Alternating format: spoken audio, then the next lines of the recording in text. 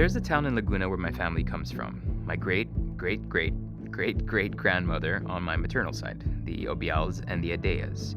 I can trace it back to the year 1800. That's where the paper trail stops. But I'm guessing it goes back way further than that. For most of my life, it sat somewhere between a footnote and a feeling, the kind of thing you mention when someone asks you where you're really from, like really, and then immediately run out of things to say. The town is called Paete. It sits on the northeastern shore of Laguna de Bay, quietly facing the water.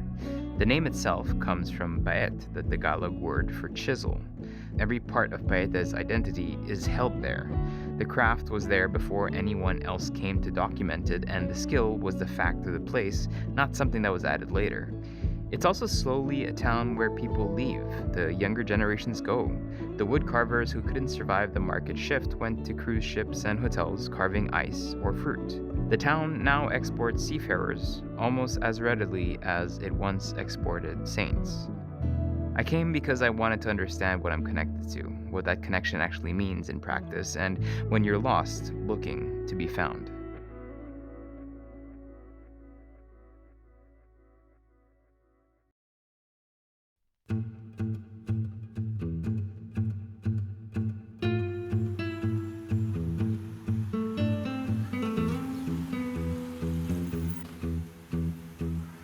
There is still a street named Adea in Paete.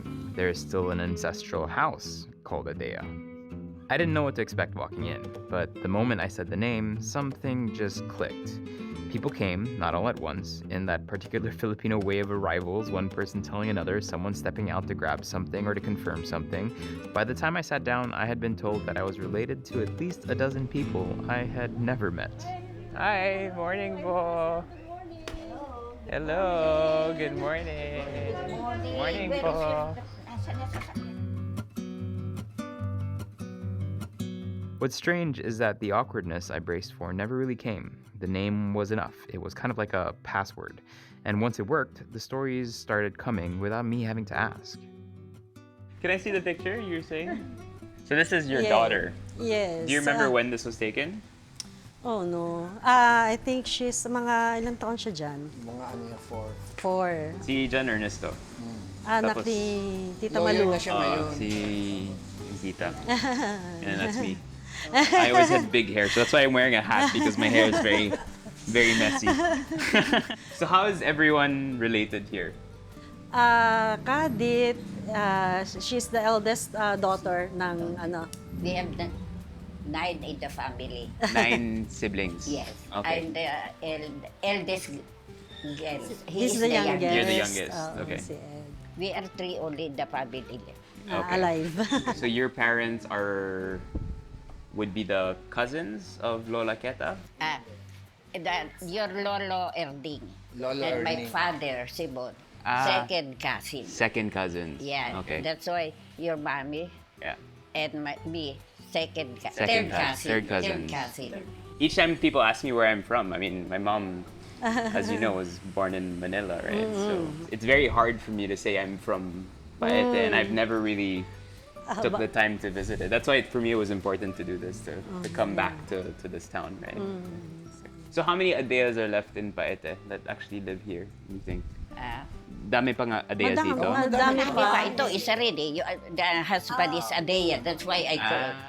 Okay. When we were younger, parang Lola Keta moved to Manila quite early, no? That's why when we were kids, we didn't go so much to Paete. Because I think most of the siblings didn't grow up here also. Yung from our family. Yes. Right? Yeah, can you tell me about the paintings? Is there a lot of artists in the family? Actually, yung daughter ko, fine arts siya, graduate. Pero okay. she took law after. And then you yourself? After nung retirement ko, self-taught lang. Siguro this one is pang fourth ko lang yan. And the one I'm doing is yung, kayo yung reference. Si Solen. But they say in Paete there's a lot of artists, no? Yeah. Is that something in the Adea family? Is there a lot of I artists? think so. Kasi your titas are artists. Eh. And how different is Paete now compared to when you were growing up? Malaki. yung Oo, difference? yes. Kasi before, madami pa yung mga shops dito. Actually, lahat ng house, para siyang shop houses. So, And lahat sila mga artist or tradesmen? Yes, oo. Pag gising mo ng umaga dito, maririnig mo talaga yung pounding galing. ng Pati yung chisel. taka. yung ano. Pati yung taka, yung paper mo. Yung paper mache. Maririnig mo siya talaga. Halos And, bahay-bahay. Before ang ukit, bakya. Kami, lahat na halos bahay dito may bakyaan. Isa na kami doon dinadala sa Divisoria. Opo. Yeah. Dahil lumabas ang Japanese sleeper, bagsak. There's still artists here yeah, naman, right? Oo, meron. Meron. Kaya lang yung ibang artist, hindi na wood ang inaano, nag-a-apply na sa barko, tapos sa mga hotel Usually sa sa buffet sila, yung nagka-carve ng mga Ice- fruits. ice carving. Sa Ice buffet, carving. ice carving, Yes. fruits, Okay. vegetables, yan.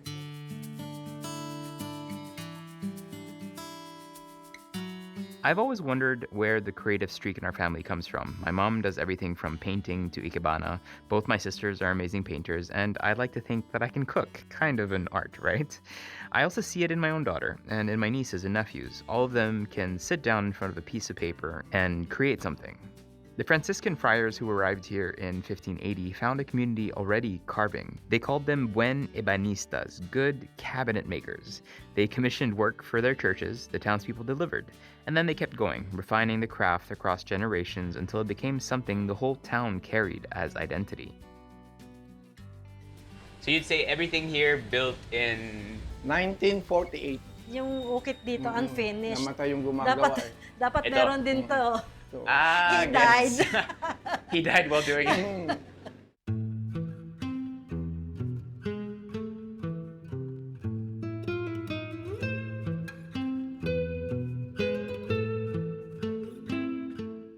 Okay, so this is Quiet. Quiet Okoy, mo, no? quiet, quiet. Ito yung okoy ng childhood ko. No rice. Yung okoy. I'll just tikim-tikim lang. Tikim-tikim lang yan, mga tasting Oo. lang. Ito yung yap-yap. Oo, Tama na yan, ginatan ito. dalawang matanda. Ginata ng hipon. Eh, di ba, ang ano nun eh, Abay. kalamansi? Ano, sa dito? Hindi. Dito ang Hindi, kalamansi. Pwede din. Eh, may suka. This is very good. Very good. Yap-yap. Yum. Ihipon yap-yap. Yung hipon is from the lake? Laguna Bay. Yeah. Laguna Lake. Ito yung bibingkang hipon. Yes. Ay, Anong kalamansi? Kalamansi. Kalamansi na, Ah, ayun. Everything here that you will not finish. I have to take Take home. home. I've never had bibingka Kain na hipon ito. before. Ayun pala malayong kutsara natin. This one naman. Ako, halo-halo na. Very good. This one, Parang taste it. torta. May itlog pa rin dito? Wala. Wala. Really? What's this? Oh, try Dami. it. Binayaan. We call it binayaan, but Kasaba. Nilupak. Ano, binay. That's nilupak. Ano pa yung isa? That's cassava, Nilupak. gata. Kasaba. So parang nilupak to. Yan, Oh, nilupak. nilupak. Basically, Nilupak. nilupak. Pero cassava. Kasaba. I've had nilupak before, pero saba. Ah, yeah. Sasaba. Tapos Saging na kamoting saba. kahoy. Ito, this is a kamoting kahoy. Oh. You Can I taste- try a suman also? Yung Ah, suman. yes. Usually, yung suman sweet, di ba? That's salty. The one here. Is supposed to be chocolate. You dip it in good chocolate. for chocolate. Yan. The chocolate tablea. Or dip it in sugar. I like this. I prefer like this. When it's Oo, not sweet diba? talaga. So you can just dip it in muscovado or... Sa sugar. Muscovado, yes. Sugar. Very good. Thank I you. feel like my No, Lola ano? Keta would buy from here That because is the flavors also are very, very familiar. Baka. Like I remember the suman I grew up with was that, and in Lola Keta's house, this Always. was the okoy. Yeah, oo. Yan ang okay Because the kay okoy you get in Lola. Manila, medyo may parang flour, water, so medyo yes. pancake na. Ito super crispy. Super that's, crispy. like Walang that, flour Lola yan eh. Queta. Oo. Just, I think corn walang flour started. yan. Wala. Yeah, this was the okoy in her house for sure, and this When is you the try, espasol. I need Espasol. to dip. Not too sweet. Not na. too sweet, yeah. Very good. you have to take it then. Home. Yeah. Okay. Actually, when I was leaving my house, my daughter Dahlia How was old angry. is she? She's 6. How old is she? 6. So she was very angry that I was leaving. Ah, And so she said, "You better buy me pasalubong." And I said, "What do you want?" And she said, "I want suman." And I'm like, "Okay." So I'll bring her some suman.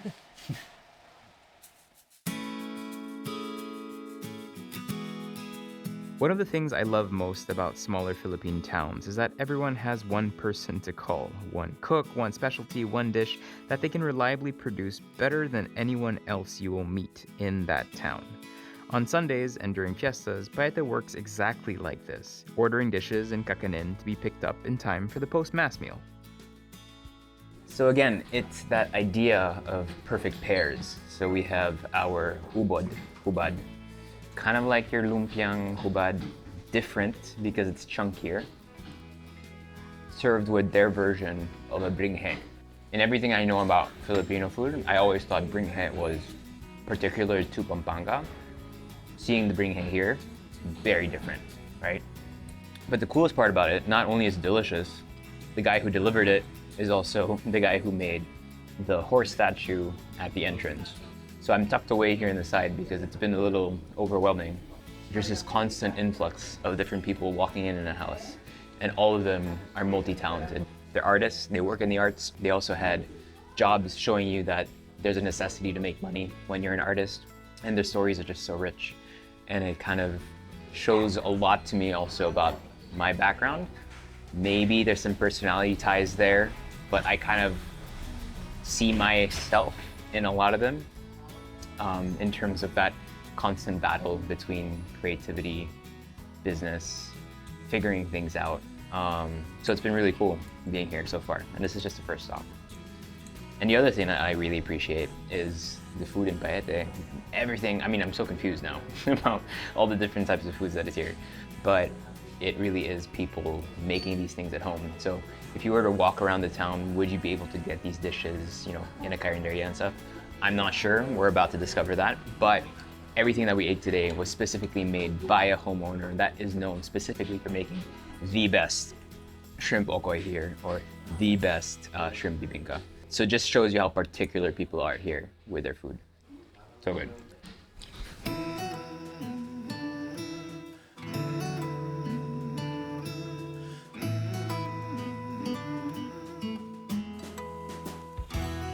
The town is quiet in the way old towns are quiet. Not empty, just unhurried. You walk past the church, past the old houses, past the workshops, and you can see and hear people working inside. My aunt pointed at the 7-Eleven on the corner and told me that was where my Lola's sister's house used to stand. I stood in front of it for a moment. It's a convenience store now, selling the same things it sells everywhere. That is what time does. Sometimes it just doesn't leave ruins, it just replaces it completely.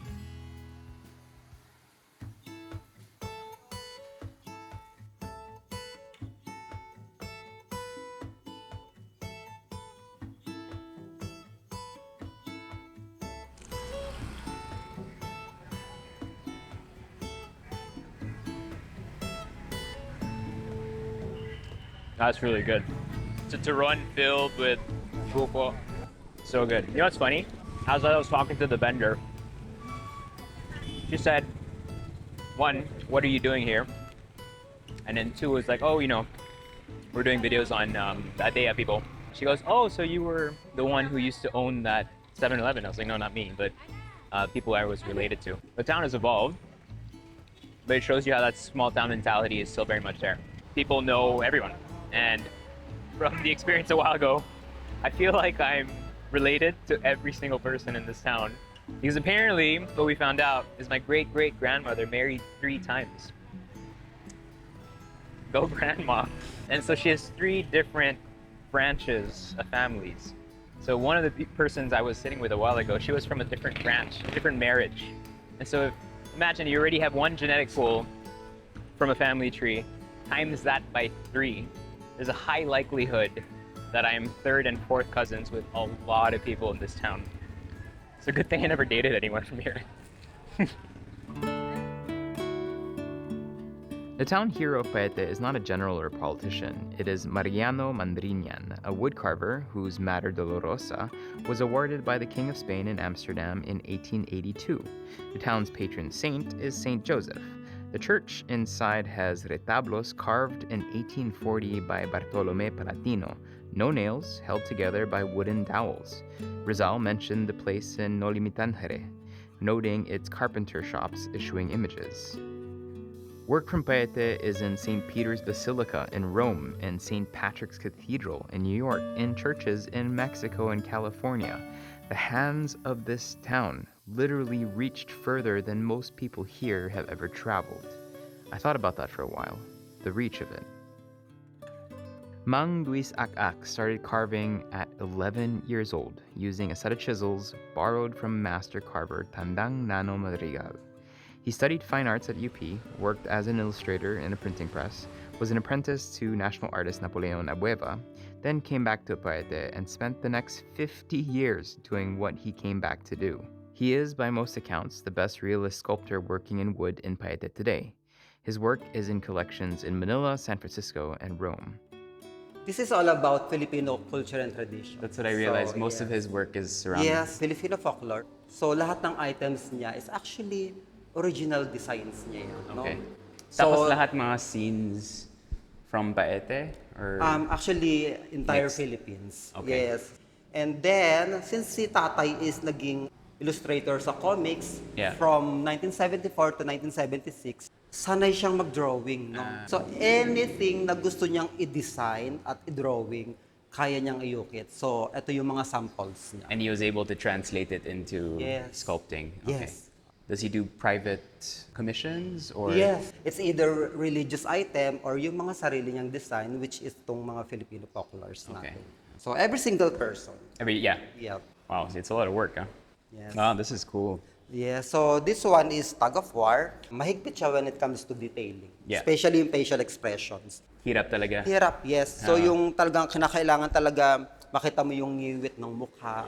Especially yung human anatomy, no? Yeah. So I mean, although mga yeah. bata sila, so at least May makikita mo yung mga konting muscles. muscle, veiny. Yes. Because that's the toughest, right? In a medium like sculpture that is so about immortalizing a moment, it feels so static. Pero the detail adds movement, right? Yes, When you look oo. at it.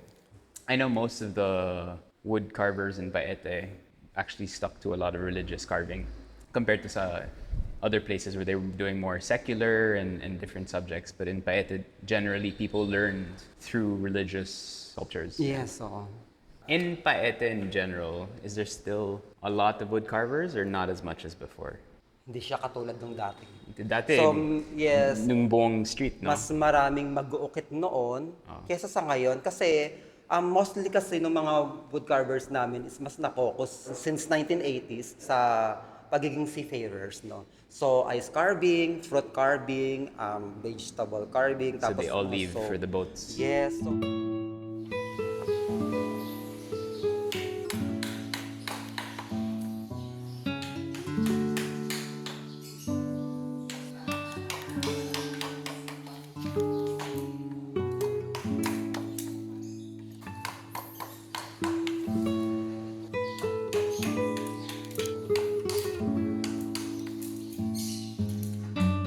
Hi po. Nice to meet you. I love your work. Very nice.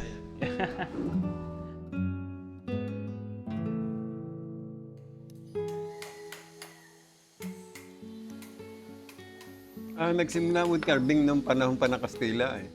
Yung mga matatanda namin nung araw, may mga nag-uukit ng bawat bahay ng sasaglong gano'n. Si Rizal nagturo sa Paete mag-ukit. Si Jose Kaangkan, oo. Ngayon, yun mga Jose Kaangkan, nagturo dito ng 3 Paete.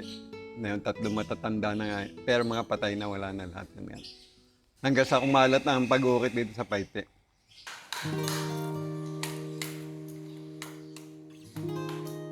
Natuto ako mag-ukit nung ako'y high school. Nagtatrabaho ako sa shop pagkatapos ng labas ng eskwela, alas 3 na hapon, pupunta ako sa mga shop. Nagtatrabaho ako. Kumikita-kita ng konti. Tapos habang naroon ako, tinitingnan ko yung style ng pag-ukit kung paano magagawa gano'n. Ngayon, pag uwi ko sa bahay, kumukuha ako na ritaso ng kahoy, nagtataray ako mag-ukit sa bahay. Hanggang sa matutunan. Kasi yung matatanda namin noong araw dito, mga magagaling mag-ukit. Mahuhusay. Kaysa ngayong kabataan ngayon. Mabibilis nga mag-ukit. Eh hindi naman pinagaganda. Nawawala yung quality. Ngayon ako, inaano ko yung kailangan mabilis ako at maganda pa ang trabaho. para hindi sayang ang mga trabaho. Ganun. Kailangan may hilig ka. Kailangan meron kang talent sa pagguhit, pagdodrawing-drawing. Kasi pag wala, hindi mo magagawa yung gusto mong gawin. Nagre-reflect sa akin yung kung ano yung trabaho ko. Pag magandang trabaho, ay kay Akak ito. May identity na agad. Katulad ito, mga ito, inukit ko ito, hindi pangkaraniwang ukit ito. Talagang binubutas ito. Gaya ng mga ganyan. Bago matapos, mahirap. Matagal gawin. Nagsisimula ako sa pagguhit, pagdodrawing. Yung mga plantilla ko. Plantilla kung tawagin yon. Kung ano yung guhit, yun ang ukit. Batikuling ito. Kasi ang batikuling may special na ito na parang lumalayo yung anay sa amoy ng kahoy. Kasi ito yung mga ginagamit sa religious item nung panahon ng matatanda namin. Na na-discover nila yung kahoy na tumatagal ng daan-daan taon, hindi nabubulok. Hindi inaanay, gano'n. Maraming kabataan dito na naglipat sa pag-ice carving. Yung sa 5-star hotel o sa luxury seat. Inaano nila, pagka luxury seat, sa abroad, kumikita sila ng dollar. Samantalang dito, peso lang kami. Napapagod ako dahil talagang isipin mo, more than 40 years na akong nag-uukit. Dumadating nga yung panahon na nananawa na gano'n. Parang hindi na mapapaganda ang trabaho dahil habang tumatanda, nade-deteriorate yung talent sa pag-ukit.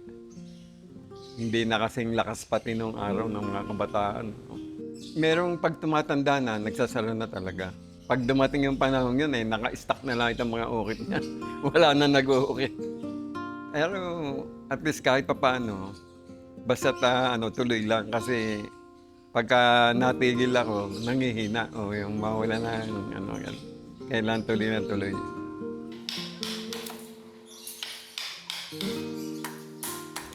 Ang mensahe ko lang sa mga bata nag-uukit, kung kayo talaga interesado sa wood carving, tuloy lang ng tuloy. Kailangan ipagpatuloy niya para wag mawala ang wood carving industry dito sa Paete. Tayo pa naman ay naturingan na carving capital of the Philippines. Dapat ay maipakita nyo na may mga gumagawa pa, may mga umuukit pa ng mga ganun pa.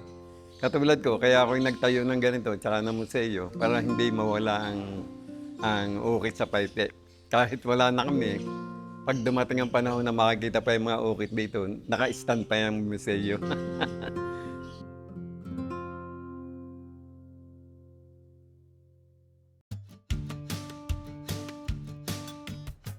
My aunt runs a dental clinic and a coffee shop in town, both in the same compound. This is also very Filipino, the multipurpose space, the family business that expands to fill whatever the household needs next. So this is your coffee shop, Yeah. and then upstairs there's a It's my clinic. clinic. Why did you decide to open a coffee shop? Actually, this is a project of my late husband. My late husband, aside from being an active dental practitioner, he is also an artist. Okay. So, nung 2004, nabili namin tong property na to, naisipan niyang magtayo ng art gallery para magkaroon ng venue na sasabitan ng mga artworks o di-displayan yung mga taga-Paete. Kasi during that time, medyo bagsak na rin yung kahoy Nagkaroon ng total log ban. So, syempre, hindi lang naman artworks na sculpture ang nakasabit dito, ang nakadisplay dito kundi pati mga paintings. Unfortunately, my husband passed away. So, syempre, I decided to continue it. Kasi sa bayan ng Paete, landmark na rin itong Kapekisada Kaya sayang naman kung hindi mo itutuloy. I feel like everyone here is or is related to an artist. Yes, Parang that oo creative nga, vein oo. is in every person from Kasi ang Paete. sinasabi kapag pinanganak ka sa bayan ng Paete, namulat ka na at saka lumaki na nasa paligid mo lang yung arts May mga nagtataka, nag-uukit. Maganda yung business ng handicraft dito noong mga 70s Ang talagang pinaka mabenta na lang dito sa bayan ng Paete, yung mga religious items. Yeah. Pero yung ibang klase ng handicrafts, Ganyan na siya. Correct. Kasi particular yung taka. Yung paper mache, na-export sa China. Konti-container talaga kung magkaroon ng order ng mga taka. Pero ngayon, hindi na ganun eh. Yeah. Medyo bagsak na nga din talaga yung ekonomiya ng Paete. Nakakalungkot man. Marami pa rin mga taong maayos ang buhay dahil maraming taga-Paete ang nag-abroad and working as artists sa Artists. mga luxury liners, sa mga passengers, cruise ship. Kumbaga, nag-evolve na yung arts, hindi na lang sa mga ukit taka, kundi kasi art din naman yung vegetable and fruit garnishing, yeah. fruit carving, and then, yun nga, ice carving. carving. Tapos, syempre, yun namang mundo ng culinary, talagang art din eh. I heard also yung parang food culture ng Paete is very strong. Oo. And I was talking to people from Santa Cruz or people from Liliw, and they were saying Paete is one of the few municipalities in all of Laguna where people still eat local food Oo. every day. Oo. Wala masyadong foreign restaurants. Wala or, talaga na fast food. Let's try the fruit first. So what kind of fruit did you say this was? Ang tawag dyan dito sa Paete, mami. Mami. Yeah, Okay. And it's a big tree, fruit-bearing tree? malaking puno. Oh, how does it taste? Oh, Masarap, wow. matamis. Tamis. There's a little bit of bitterness. But texture-wise, parang chico. Oo, parang chico Parang texture. laking chico. But it almost feels like papaya, right? Hindi rin Not as- ideal na kainin pag masyadong ripe eh. Ang tamis-tamis kasi tsaka malambot Nakaumay. na. Pero yung ibang taga-Paete, gusto nila yung masyado ng hinog. Ito, hinog na. Hinog Or- na siya, pero hindi siya yung overripe. Overripe. Kasi pag Ah. overripe, malambot. Tsaka sobrang matamis. When there's parang fiestas or festivities here, when I was talking to people, parang may household na isang specialty that they make and then that you order, no? Like, Oo, mayroong mga ganun. that's how it Oo. works Kasi katulad nung bibingkang hipon, hindi naman yun every day. simpleng lutuin eh. Kahit na yung minanok na talong, it's not easy to prepare. Gawa ng iihaw mo yung eggplants and then yung gata na gagamitin mo, kaya may smoke taste yung minanok na Yung talong minanok, eh. oo. Gawa nga ng yung niyog niya, pinagbaga. So ito yung Itlog itlog ng ng karpa. karpa. And so you cook this with carrots, bell peppers, and then spring onions. Potatoes and green peas. Putahe yan ng ina ko eh, nung araw pa. Tsaka lagi yan Erwan inihahanda pag mahal na araw. Kasi pag Good Friday, hindi naghahanda ng karne. Oh, of course. Gulay lang at isda. So, naging kaugalian na, since na meron tayo, sa angkan yun ng Adeya eh. Since ang Adeya, merong inaalagang santo, Saint John the Beloved, yung mga kaibigan, tsaka yung buong angkan, umuwi sila at napupunta sa isang bahay eh, kung sino yung nag-aalaga ng santo. Yung Saint John the Beloved na santo ng angkan natin, ginawa siya noong 1848 kasi may nakaukit sa kanyang katawan. Kaya alam namin na isa yun sa pinakamatandang santo or imahen sa bayan ng Paete.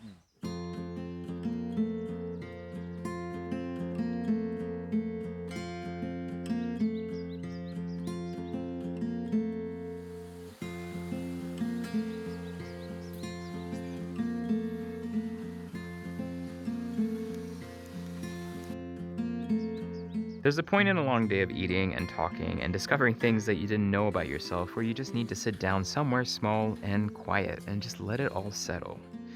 The shrimp from the lake were good, small, and sweet, so I wanted more of them.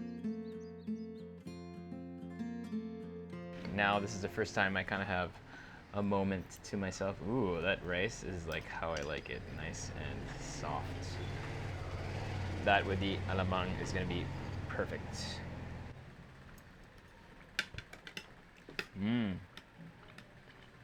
Sarap po. Good. You like it? Mm-hmm. So this is the same shrimp you use for your pork also. It's good because it's not too salty. It's nice. If you want it a little sour, you can Add some vinegar. Vinegar. I'll try it a bit.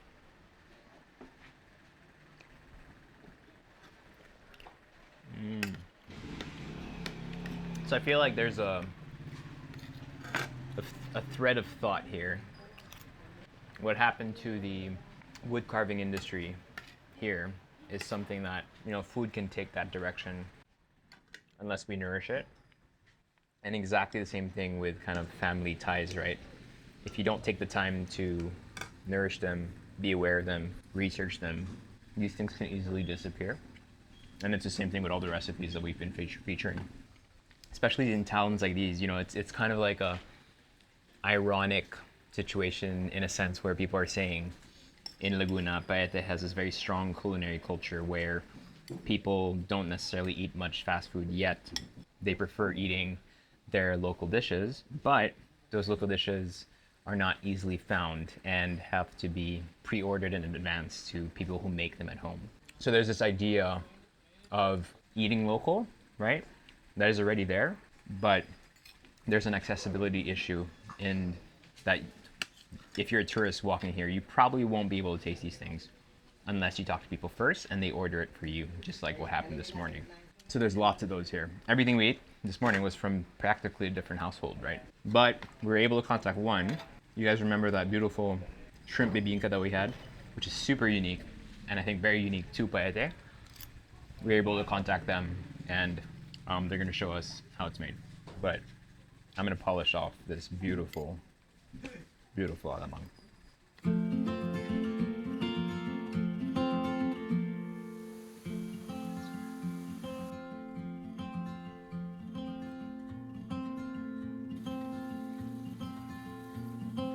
Hi po, Erwan. Nice to meet you. Ay, taga-Paete ka pala. Oh, Ay, kapatid mo si Kitty? Kitty. Eh, hindi. Yung tita ko, si Kitty. Tita si tita, Kitty. Ay, oo. so okay ka sa bibingkang Kitty. Yung lola ko, Lola Keta. Ah. Yeah. Nice to meet you. Is it here? Dito? Oo. Dito tayo? Mister. Okay. Yeah.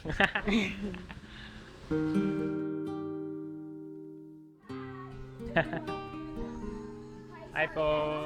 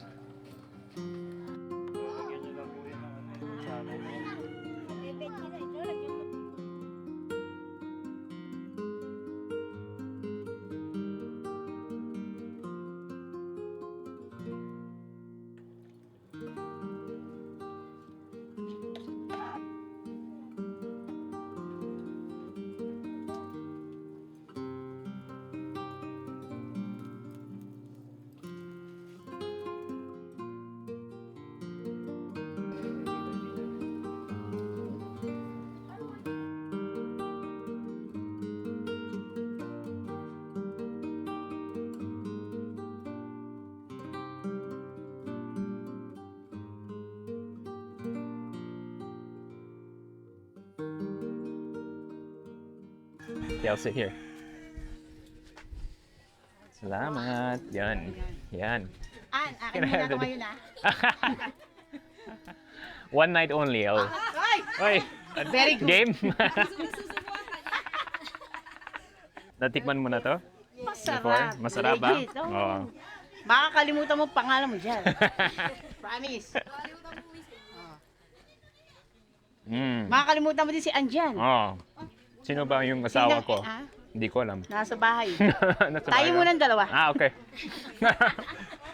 It's really good. Very kind of meaty. It feels like there's a lot of protein in there because of the buko and the shredded Shrimp. and the shrimp that's in there. Very yummy. Kamyas. And yung kamyas, yeah. The kamyas is key to make it like really nice and sour. Sarap to. Panalo. Oh, panalo to.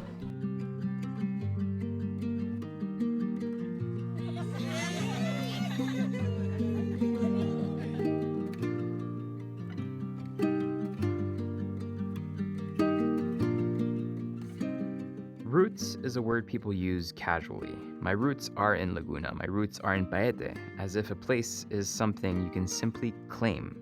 But I think of roots very differently now. They don't stay where you plant them. Underneath the ground where no one is watching, they move, they reach. They go looking for water, for nutrients, for whatever they need to keep the thing above the surface alive. My family left Paete, moved to Manila. I was born in Manila and thought that was where I was from. But something was reaching the whole time, under the highways, under the decades. Coming back here felt less like discovery and more like confirmation. Look, I don't know this place well enough to call it mine, but I know it well enough now to come back. And I urge you, go find your street, go find your name on a wall, a book, a dusty photo album. It's somewhere. Go sit in the carinderia where your grandparents probably also sat and order whatever was in the pot. The faces have changed, the buildings have moved, but the feeling remains. Pull up a chair, share a meal with them.